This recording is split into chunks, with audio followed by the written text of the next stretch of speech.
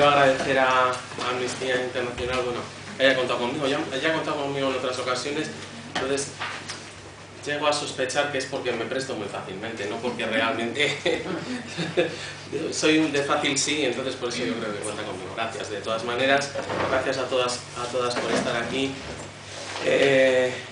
Bueno, estar a las 5 de la tarde un sábado hablando de esto, pues yo creo que tiene su mérito. Bueno, yo en principio cuando me plantearon la cuestión, claro, se trataba de un encuentro internacional por los derechos sexuales y reproductivos de mujeres y niñas, yo dije, Dios mío, me voy a meter ahí en un pantano de lo que es una mujer o lo que es una niña, etcétera, y es un poco lo que, al margen de lo que, no sé si voy a pisar algo de maravilla, supongo que tal vez, pero sí que quiero un poco comentar cosas primero, ¿no? Sobre el concepto que tenemos de hombre y de mujer, porque eso es uno de los fundamentos de la PAC, de la plataforma de apoyo colectivo LGTB+, y un poco el planteamiento de, bueno, que la mujer, es decir, que vosotros a mí me podéis ver como un hombre, pero no me habéis preguntado cómo me siento y por lo tanto yo puedo ser una mujer y perfectamente me puedo sentir así y perfectamente los derechos sexuales y reproductivos de mujeres me incluirían a mí. Quiero decir que también tenemos unos roles metidos en la cabeza y todo esto, todo el problema real de los derechos de las mujeres y de los derechos del colectivo LGTB viene de eso, de roles establecidos mentalmente, que además vienen establecidos por un planteamiento heteropatriarcal y machista, y eso es lo que nos oprime. Yo parto de esa base, ¿no? Bueno, al margen de eso no quiero entrar mucho en eso porque también la mesa redonda en concreto de derechos sexuales y reproductivos, luego en principio entraríamos todo el mundo, ¿no? Pero yo creo que, o al menos mañana, que también voy a intervenir en el planteamiento, yo sí que voy a hacer un planteamiento de ampliar nuestra visión de lo que es una mujer.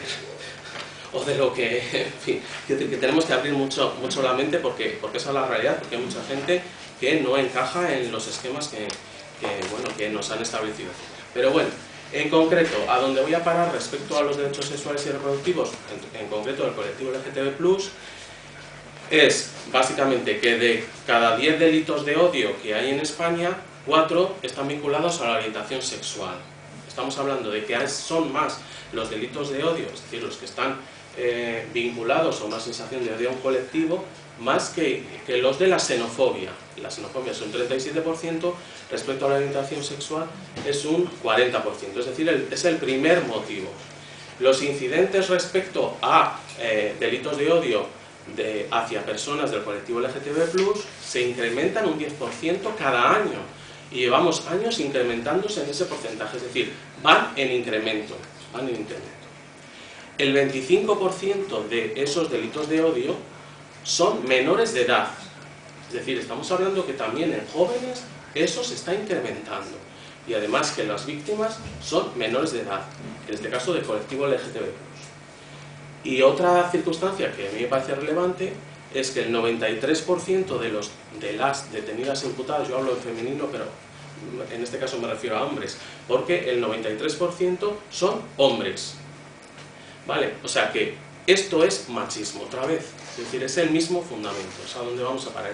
Y esto no deja de ser un problema que aún hoy vivimos. Es decir, estamos hablando de situación de derechos sexuales y reproductivos y si analizamos la normativa, pues podríamos decir seguramente que España tiene una situación normativa relativamente favorable a los derechos sexuales y reproductivos, con sus problemas que supongo que trataremos todos. Pero lo cierto es que socialmente esos derechos no son reconocidos y eso es lo que importa, porque al final la vida es la vida diaria. No es que me reconozcan un derecho, sino que la gente me la reconoce. Y pongo ejemplos de cosas que pasan y que pasan a diario, digamos. Pongo algún ejemplo de cosas que ponen en redes sociales de alguna persona LGTB. Espero poder fusilar personalmente algún día a este enfermo. A ver si te encuentras pronto con tu amigo Cerolo, pedazo de maricón. Y, para ser más concreto a la persona que pueda ir dirigidas estas frases, pedazo de maricón, a ver si vuelve el anterior alcalde y te mete una reja hirviendo, mamón. Quiero decir que esto ocurre al día de hoy, está ocurriendo en redes sociales, está ocurriendo en la calle, y entonces nosotras podemos tener una serie de derechos pero luego si socialmente eso no se reconoce, nuestra vida diaria es muy complicada. Y si encima vemos que el 25% son menores de edad, pues imaginémonos lo que es la vida de un menor de edad con un montón de problemas por su orientación sexual o su consideración o su identidad de género, etc. De tal manera que los derechos van más allá de lo que son las normas. Yo creo que esto lo tenemos que tener claro. Habrá países, es decir, las normas son efectivamente necesarias, porque efectivamente una norma reconoce una igualdad. Si no hay una norma, pues da lugar a desigualdad. Pero la norma no es la finalidad, en absoluto, porque la vida diaria no se basa en normas, se basa en que estamos viviendo y nos estamos relacionando con gente y estamos sufriendo. Por lo tanto, yo creo que eso es una cuestión que tenemos que tener en cuenta. Es decir, no solo se trata de regular cosas para llegar a la igualdad, por supuesto hay que hacerlo, sino que tenemos que ir más allá, porque la estructura social es la que nos hace vivir tranquilamente o tener problemas.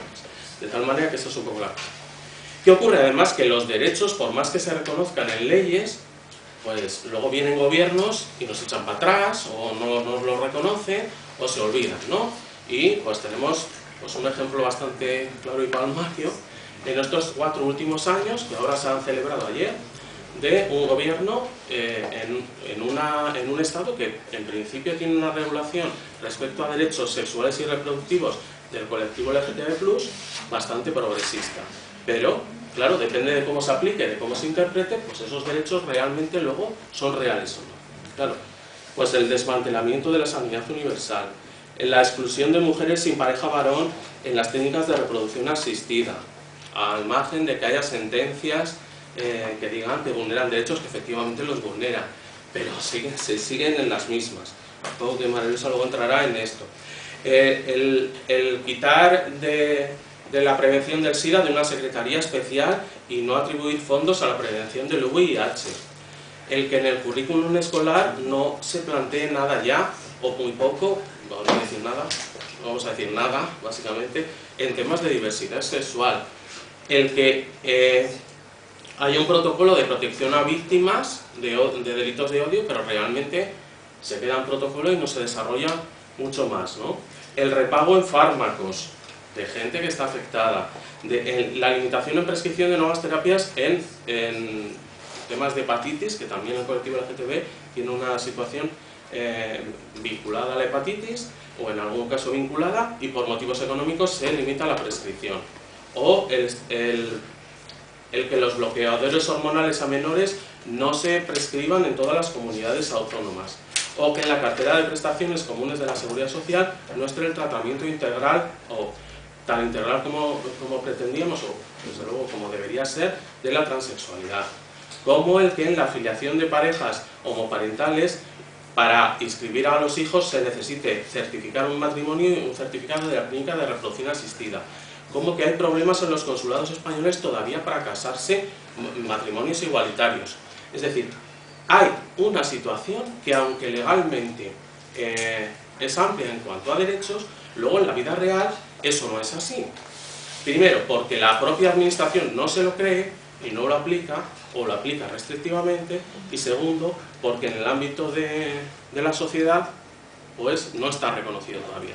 Claro, eso hay que trabajarlo desde el punto de vista de formación, de ser libres, no sé cómo decir, de reconocer la libertad de cada uno, y si eso no se trabaja, ahí tenemos un problema, sí. No quiero decir mucho más que eso, simplemente quiero decir y enfocar en ese sentido. Es decir, primero, si nos vamos a centrar en mujeres y niñas, yo sí que querría decir que el concepto de mujer debe ser más amplio. Es decir, yo creo que todas llegamos a la conclusión de que hay mujeres con pene y no tenemos ningún problema en eso, pero que el concepto de mujer es mucho más amplio. Es decir, el aspecto no significa nada, nuestras estructuras mentales deben ser rotas, y en principio todo tiene el mismo fundamento, que es el machismo, y todo tiene el mismo fundamento, que es la libertad de cada cual a desarrollar su vida como quiera, ¿vale? Como se sienta cada una. Y luego, efectivamente, si hablamos de la situación de los países, efectivamente, en los países donde la situación de las mujeres o de los derechos sexuales esté limitada legalmente, por supuesto que hay que remover eso. Pero eso no es suficiente.